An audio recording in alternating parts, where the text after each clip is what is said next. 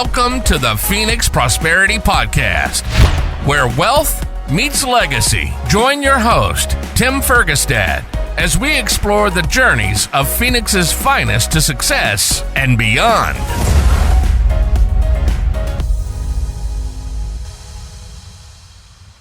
All right, this is Tim Fergestad. Thank you for joining us. I'm very pleased to have Ron Copus with me here today. Ron is the managing broker for Realty One Group here in Phoenix and has been in real estate for over 40 years. Not only does he help many buyers and sellers with their real estate needs, but he's hired and taught and trained hundreds of agents how to succeed. If I'm correct me if I'm wrong, you're overseeing thousands of agents now. Is that right, Ron? Yes, approximately 3,000 here in the Valley. But I do have help. Sure. How many branches? 8 branches, and each branch has a managing broker in it. So, but you're the overseeing designated broker for all of Realty One Group in Arizona. How long have you been in that position? A little over 5 years. Okay. Yeah. Are you enjoying it? Yes, I'm enjoying it. I was managing broker with them since 2011, and so I've got a lot of history with them. And it's been a great company to work for. As you said, I've been in business about 47 years now, and so I have had my own companies and worked for several others, and over the years, this has been the best company I've ever seen, and it's a business model that most agents really love. It works well for them. Right. I certainly do. That's why you're the one who recruited me to, so I hang my shingle with Realty One Group here in Glendale still. Right. I'm not a traditional agent, but I still enjoy the team there for sure. Well, thank you. Yeah, we've got a good group. So looking back at that 47 years of real estate, was there a particular, let's back up even further. What got you into real estate in the first place? And then was there like a particular instance that contributed to your success in the industry as well? Okay. Yeah, there was a reason I got into real estate. It started when I was in construction. I worked out of the Carpenter's Hall in Flagstaff, Union Hall, and I was building a power plant in Joseph City. And I was doing high work, where I'd get up out on these I-beams and build scaffolding for pipe fitters and electricians to work off of. And when I was up there working, I stepped onto a scaffolding. I was about 165 feet up in the air. I stepped onto scaffolding someone shouldn't have built it. It collapsed. And down I went. I went about 15 feet and landed on with a cable handrail, my lower part of my back. It flipped me onto the catwalk. Had I flipped the other way, we wouldn't be here today, because there's a clear shot all the way to the ground. So while I was laid up, I thought, yeah, there's something else I might want to do with my life. And and my dad had been a broker in Colorado. So shoot, that didn't look hard. And let's do that. So I got my license and moved my family down here to Phoenix, and actually Glendale, and got into the business. So that's what prompted me to do it. And it was great coming out of construction. I was really enjoying it. The learning, the classes, the walking through the homes, and of course with the carpenter's eye, I could see the door frames weren't square, and it drove me nuts. But Sure. So I enjoyed that. But about 3 months into my career as a realtor, I looked at my checkbook and it was draining. And I didn't have anything in escrow. I didn't have any listings, but I sure having fun. And so I got mad at myself, because I've had all the classes. I knew what I was supposed to be doing. And I went home and I told my wife, I'm going in the bedroom. I took the phone on the long cord. That's long before cell phones, long cord in the bedroom. Took the Sunday paper where all the for sale boners were. And I said, I'm not coming out till I get an appointment. So I started calling. And my second call, I got an appointment, got the listing, and 2 weeks later it was in escrow. That was the start of my career. And when it snapped, I got to go get it. It's not going to come to me. And so that was the key moment. So excellent. Yeah, it's funny how we are emotional creatures, rather, right? We know what to do, right? Everybody knows how to be rich and have six-pack abs, but you have to get motivated at some level to go do it, right? Yeah, Make exactly. it a priority. That's a great story. Thank you. Well, So, how has this is sort of a big pivot, but in your professional life, how has your appetite for risk changed over time? It seems like you've made some steps. You've done different companies, and I know you've done investment properties and other stuff, right. but getting into being just a broker, right? You take the risk for all of your agents and so forth, but then you went up and did more and more. Can you speak to that a little bit, please? Yeah, it's interesting. I've had a low tolerance for risk, and I still do in many cases. However, tens of thousands of dollars in real estate, I'll risk that all day long because I have an idea what I'm doing. Right. And then when I stepped out, matter of fact, I was in the business almost 2 years and asked for my first manager's job at a company that Century 21 that the manager had skipped out. And so I went to the broker and he thought I was there to quit. And I said, no, I want the job. He looked at me. Now I was probably 28 at that point. And he says, let me talk to my wife. Then they offered me the position. And that's how I started my management side of the business. And Nice. yeah, so there was a risk for me. I was out of my comfort zone because I Sure. had, and that isn't financial, I know, but it was still out of my comfort zone. I had to do meetings once a week. And when I got home and told my wife, "Oh, I got the job, and she says, "Oh, that's great." And then I go, "Oh, I've got to do a meeting every week, stand up in front of everyone and talk. I'm not sure I'm going to do this." But I forced myself to go forward and work through it, and it's been good for me. And in investing is the same way. When it first started out, a little money, and so I was very cautious with it, and I still cautious with my money, but I'm willing to take a bigger risk and a bigger step out there. And so we've done rehabs over the years and rental properties and the whole bit. Have you had any big setbacks, right? Any of those that not just hurt, but were educational, right? That helped you refocus your efforts, and there's something that taught you a big lesson in that space. Well, yeah, there's a couple times that we got into a property that I thought I was never going to get out of, and when it was all said and done, even though it took a long time, and my profit was obviously being eaten up with carrying cost and the like, I still never lost money. So one of the things I learned a long time ago, it's not in the sale of the property where you make your profit, it's in the purchase of the property. And For sure. Yes. so that was my biggest lesson. Okay. Yeah, that's an important one too. A lot of people don't know that one. Yeah. So you mentioned getting better at speaking in front of people and so forth. Are there any specific skills or habits that have been pivotal to your success in life or real estate? Yeah. Consistency and staying with it. If it doesn't work right away, don't bail and run, because I have to figure that I may fail a couple times in the process of something new, but I'll eventually get it. And so I think that's a huge part. A lot of people get into the real estate business and they don't make money in 6 months. They're gone. I tried it. I gave it a chance. Well, you got to give yourself a chance. And so get in there and stick to it and start doing it, and it'll start happening. So, but that's go ahead. No, I say that's probably the biggest thing that I have learned over the years. Sure. I agree. That's something for me personally, being consistent, right? The little gains compound over time.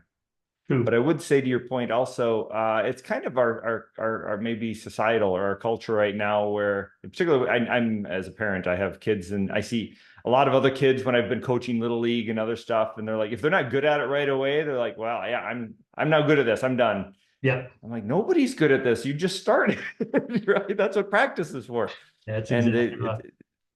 yeah, maybe it's the younger generations, I think, don't have quite the same patience muscle developed Right. with the instant gratification and so That's forth. exactly right. That's exactly right. And it doesn't work in a business like this. Now I will. There are some exceptions, and it scares the heck out of me when I get a new agent in and they're off and running the first couple months and making big sales and the like. I got, oh, that Right. was too easy. They're going to think it's going to be this way all the time. Right, But right. yeah, the fall's coming. Yep. Yep. That's my fear right now. So a couple months ago, my son wanted to do some he wanted to try deer hunting. He likes archery, he wanted to do some archery. So a year ago we got him a bow and did all this and practiced, got dialed in, and we got like a guide to help us. And in January we went up northwest of Prescott and uh found a nice mule deer buck, and it was like 50 yards uphill. It wasn't 50. It was not an easy novice shot, right? He's 16 years old. Through the trees, it was he nailed it. First shot, boom. And I asked the guide afterwards, I said, how often does that happen? And he said almost everybody misses their first shot. It's like, right, and so forth. And so anyway, my son's gonna think it's really easy now that he's spoiled, and you're right, that's my concern is now everyone else goes for years without getting a buck, and he first shot first, right? Oh, that's Anyway, impressive. same thing. Yeah, it was a fun, good experience, but that was my concern, is like, oh no, it was too easy. Yeah. But So the other things I have enjoyed over the years is, and I like people, so yeah, that makes this a fun business for me. And I've made some good friends, and that sure. yeah, that we've worked together for years, and some of them are still retired, and we still hang out, and it's they weren't just uh, business associates; they were actually friends, and so I've accumulated a few of those, and that's been a big plus in my life. Right. I imagine your leadership style sort of lends to those sort of relationships as well. You're very personable, and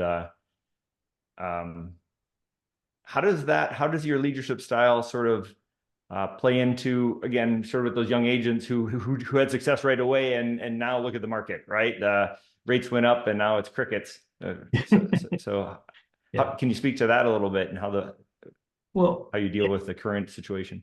with the current situation, well, actually, we've got. I try to encourage them for first-time buyers, and have my agents talk to them. I said, look, they said, well, the interest rate's too high.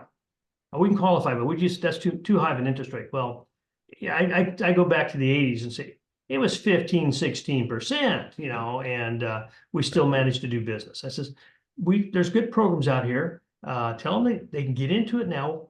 And if the interest rates come down, refinance it, lower their payment. But if they wait till interest rates go down to buy, they're probably going to miss that price point, and it's going to go up. And prices Right. are still creeping up. So it's a lose if you wait. If you can do it now, and just plan on refining as soon as you can. Yeah, there's inventories low enough where there's still bidding wars in some areas. Yep, yeah, it's true. It's true. Yeah. And yeah, it's amazing to me the combination of factors. Over the years, I've seen different scenarios, all kinds of them. And in the 80s, when the interest rates were real high, on the west side of town here, we had 90% of our loans were FHA and VA, and in those days they were assumable without qualifying. So investors were picking up $10,000-$15,000 cash to mortgage, cash to loan and stuff, and so that kept us going. Did a lot of carrybacks. Sure. Yeah, in that time period, I was buying properties that had assumable loans on it with 8% interest or something like that. Nice, decent price. Go in and rehab them, and then sell them. And so I'd sell them with probably 10% down, 15% down, and I would carry the paper, and the paper would be usually at 12%. And but it included that 8% underlying. So I was making a yield, much higher yield. And it was nice. I enjoyed that. And I only got a couple of them back and didn't lose on them. So I was happy with it. Yeah, but those days Nice. are gone. But we tend to, with our industry, we tend to adjust to compensate. And I think you're going to see the adjustments here. People settle down and start buying properties, and young people will jump. How do you help your team pivot and sort of foster innovation, right? So people can think creatively and still keep doing business. Yeah, I share information like that in our meetings, in our classes, and I'm part of my nature is being an encourager, and so it's easy for me to do and get them thinking, get them out of negative thought pattern into the positive. How can we do it? Not why can't we? How can we do it? And but I think my personality lends to that, and they listen to me. And it's not my leadership style is not a top down. It's, hey, here we are. How can we make this work? We're here at the same level. Excellent. Yeah. Yep. And that's why I think big part of why you're so successful, Ron. Everybody likes working with you and working for you. Well, thank you. So you mentioned early on getting out of your comfort zone, right? Having to speak in front of people and so forth. With success and growth comes new challenges. How do you approach those, learning new skills to deal with those new uncomfortable situations? Yeah, it's still hard in big groups. If I know the group and I know my subject, I'm okay. But if you put me in front of a strange crowd and maybe a little off my normal, it's tough for me to do. I do it. Okay. And I'll get off the stage and they go, "Oh, Ron, that was great." And I go, "I don't even know what I said." So yeah, there's some great actors who say that never goes away, right? They get off the stage and they get, right? They're like 95 years old and they're like, I still get nervous and they say that's good because that means they care and they're in the moment still and all that, I guess. Yeah, good point. Yeah, good point. But yeah, that's the tough one for me. Okay. So maintaining success and financial stability requires strategy. This is a question I like to ask. How do you sort of plan for your financial future for both the growth and stability? Diversity, how do you, being in real estate, I imagine you're biased like me. Yeah, but yeah, a little bit. And for many years, real estate was a roller coaster for me, financially and emotionally, up and down, and opened an office and sold the office and opened another one, had 3 franchises and someone made me an offer there. But I just try to keep consistent income coming in, and then real estate is where I know and I'm comfortable with. So I tend to put my money in real estate. Even my IRA is self-directed, so I can buy real estate or paper carrybacks and the like, and that's what I have done.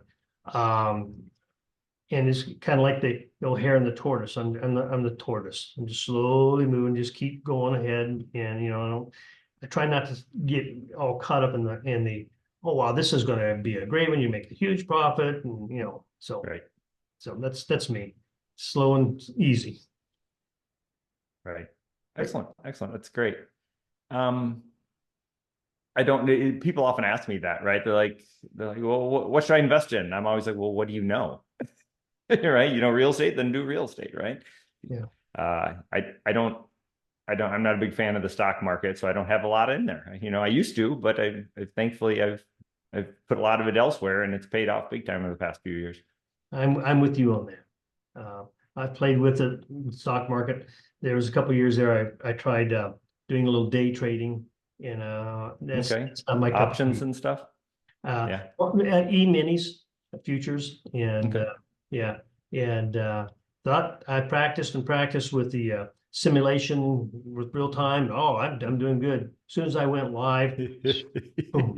Okay, this is not for me. I haven't got the stamina for it. So I got Most people I know who've done that stopped doing it in some form. Yeah, they tried different aspects of just an hour or two a day here, there, and stuff, and they enjoy it for 6 months or a year or two, and eventually the market volatility eats them or something, and they stop. I can relate. Right. So you as part of the Realty One Group brokerage, you've been involved in all sorts of charitable events and have had quite an impact on the Valley, just for helping people find houses, right, and getting transactions done and helping everybody. That's been great. Reflecting on your journey, then, what do you wish you knew about success earlier in your career? I'm imagining it's going to be just the bite-sized stuff again, but I'd like to ask this of everybody. Yeah, that's a good question. I think the consistency would have been important. When I was early in my career, I'd have a good month, and then I'd kind of enjoy that money for a little bit, and then all of a sudden I go, oh, I better go find some more business. And so I didn't have a business plan to keep it running like a machine, and that is very transactional. Yeah, and so if I'd have learned my lesson a little bit earlier, it'd have been better. I'd have been better. And my